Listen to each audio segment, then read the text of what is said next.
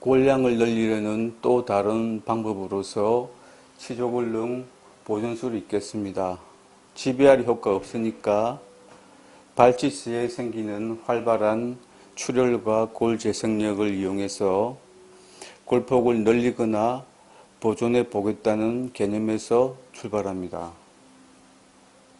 먼저 발치 후 골폭이 줄어드는 이유부터 살펴보겠습니다.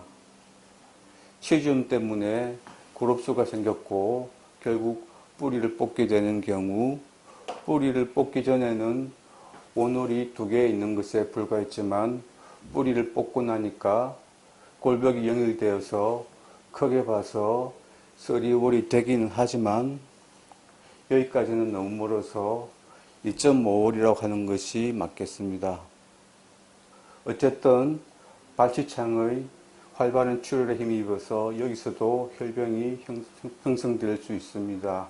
그러나 그냥 내버려 두면 이렇게 골폭이 좁게 아물고 맙니다. 왜냐하면 흡수된 이 부분에서 골이 재생되려면 협착에 골벽이 있어야 되는데 없으니까 옆에 골벽으로부터 재생이 되어야 하는데 그 전에 잇몸의 상피 조직이 결체 조직보다 훨씬 빨리 정식되어 들어오기 때문에 기질골 형성이 안 됩니다. 그래서 이 부분에서 뼈가 안 생깁니다. 게다가 양쪽의 골벽이 염증으로 오염된 상태라서 골 재생이 덜 되고 약해서 더 그렇기도 합니다. 그래서 상피 조직이 못 들어오게 차단을 제대로 해주고 오염된 골벽을 소독을 잘해줘서 골 재생력을 회복시켜 준다면 골폭이 좁아지는 것을 막을 수 있다는 원리입니다. 이론적으로 충분히 가능합니다만 그러나 실천 방법이 문제입니다. 많은 방법과 재료가 거론되지만 아직까지 효과적인 방식을 찾지 못하고 있습니다. 저도 개인적으로 여러 가지 방법을 써보고 있는데 효과 차이가 심해서 확답을 못하고 있습니다. 어찌 보면 리치 오그멘테이션과 비슷한데 발치 시에 한다는 것과 또 고리식을 하지 않기 때문에 다른 것이 됩니다. 왜 골 재생이 잘 안 되는지는 잇몸 수술, 즉 플랩 서저리의 과정과 결과를 보면 더 쉽게 이해가 갑니다.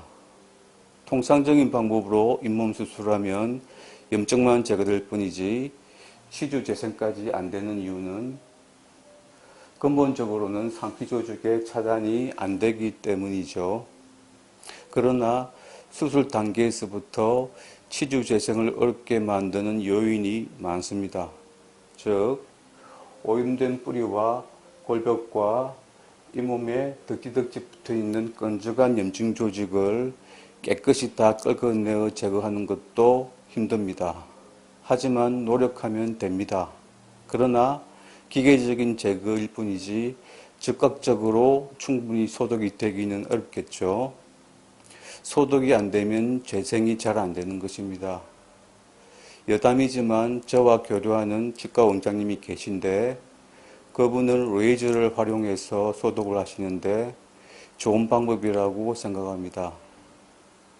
어쨌든 무슨 방법을 쓰든지 해서 소독이 되더라도 그 다음 단계인 혈병 형성이 안 됩니다. 왜냐하면 온홀이 2개 있는 것에 불과하기 때문입니다.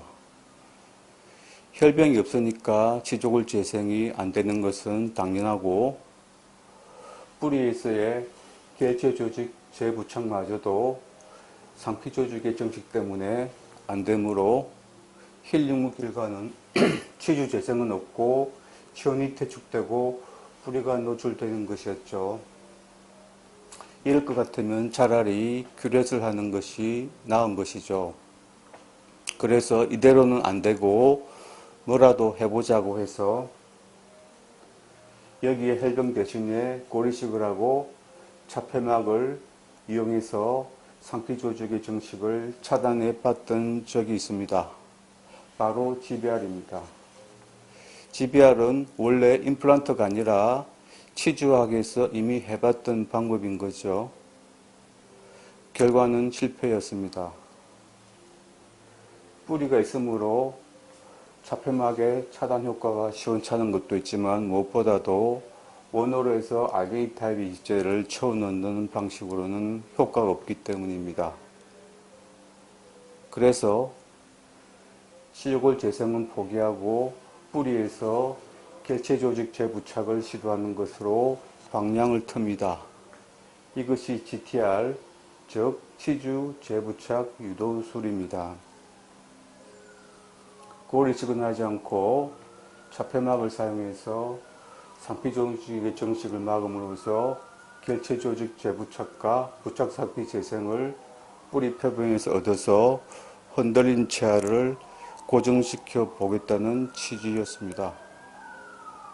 하지만 이것마저 결과가 신통치 않아서 잘 되어봤자 롱정시널 에피세륨의 재생 정도입니다. 그 이유는 차폐막의 차단 적용 방식이 시원찮아서 특히 치경부에서의 차폐막의 밀폐 효과가 제대로 보기 어려워서 상피 조직의 침투를 제대로 막지 못했기 때문입니다. GBR과 GTR 둘 다 90년대에 우리나라에도 도입이 되어 있었기 때문에 제가 레지던트 시절 이미 다 해봤었고 효과가 없는 것으로 결론을 내린 상태였습니다. 만약 이게 효과가 있었다면 이가 썩거나 부러진 경우를 제외하고 이를 뽑을 경우가 없겠죠. 흔들린 치아도 얼마든지 살려서 쓸 수 있을 테니까요. 하지만 통계를 보면 이를 뽑는 가장 큰 이유는 여전히 치주염 때문입니다. 그래서 임플란트의 시대가 열린 것입니다. 치주 SGBR이나 임플란트 SGBR이나 둘 다 똑같이 골벽이 하나이고 게다가 뿌리나 픽스처에서 단절된 원홀입니다. 다만 발치를 한 상태라서 오염된 뿌리가 없다는 것과 차폐막을 픽스처 위로 덮어서 차단 효과를 확실하게 볼 수 있다는 점에서 임플란트의 GBR이 더 유리합니다만 이런 원홀에서 알갱이 타입의 이식제를 채우는 방식으로는 고리식 재생 안 된다는 과거의 경험을 망각하고 임플란트에서 저도 초기에 GBR을 몇 차례 했었던 이유는 임플란트용으로 새로 개발되어 나왔다는 골 이식제에 대한 이해 부족인데 그 중에서도 특히 골 전도능에 대한 착각 때문이었던 것 같습니다. 그러나 과거 전공의 시절에 경험치가 이미 있었기 때문에 임플란트에서의 GBR에서도 금방 탈출할 수 있었던 것 같습니다. 어쨌든 치조골룸 보존술로 다시 돌아와서 유리해진 점은 뿌리를 뽑았으므로 골벽이 연결되어 2.5홀이 되었다는 것과 또 발치창위로 차폐막을 덮을 수 있다는 점입니다. 그래서 차폐막을 고정만 확실하게 잘해준다면 혈병의 볼륨 유지도 되고 상피 조직의 정식도 차단이 잘 되는 효과를 볼 수 있게 되었습니다. 하지만 그럼에도 불구하고 골 재생이 잘 안 되는 이유는 발치 직후 상황이라서 비판의 양이 모자라서 외부와의 차단이 잘 안 되므로 좋은 힐링을 얻기가 어려워지기 때문입니다. 즉, 차폐막 위를 덮을 잇몸의 양이 부족해서 제대로 커버가 안 되므로 차폐막의 밀폐 효과를 제대로 볼 수 없다는 것입니다. 이게 싫어서 비판을 잡아당겨 느리거나 진지발 그래프트 등의 복잡한 방법으로 억지로 차폐막 위를 덮어서 봉합을 해놓아도 치유 과정에서 차폐막이 구강 내로 노출이 잘 됩니다. 노출된 차폐막이 구강 내 세균이나 음식물 등에 오염이 되면 골 형성이 잘 안 되고 또 차폐막이 고정을 안 하고 덮어만 놓은 경우에는 위로 살짝만 들려도 그 틈으로 상피 조직이 침투해 버립니다. 하지만 이 문제만 해결되면 효과 있는 방식인 것 같아서 저 개인적으로 가장 기대를 하고 있습니다.